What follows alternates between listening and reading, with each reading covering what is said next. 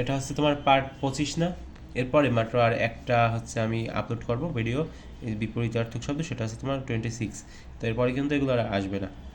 দেখো, স্ববাস মানে কি, মানে হচ্ছে তোমার দেশে বসবাস করা, সেটা স্ববাস, এবং যার বিপরীত হচ্ছে তোমার প্রবাস, অর্থাৎ বিদেশে বসবাস করা।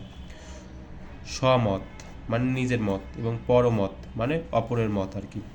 স্বনামে মানে নিজের নামে, এবং বেনামে মানে অপরের নামে, বা আন্দাজে কোনো একটা কিছু তুমি বলতে পারো, কোনো সমস্যা নেই। এরপর কি বলো তো, সার, এটা কিন্তু সার লেখা এখানে, এই শয়ের নিচে কিন্তু কোনো বটও নাই, এখানে আমার একটু কাটাকাটি হয়েছে, তো সেজন্য আমি দুঃখিত। এরপরে এখানে দেখো লেখা আছে মানে সন্নিকৃষ্ট, বিপ্রকৃষ্ট। এগুলো হয়তো তোমাদের কাছে একটু কঠিন লাগতে পারে, বুঝেছো? তাই একটু প্র্যাকটিস করবে বেশি করে, তাহলেই হয়ে যাবে এগুলো।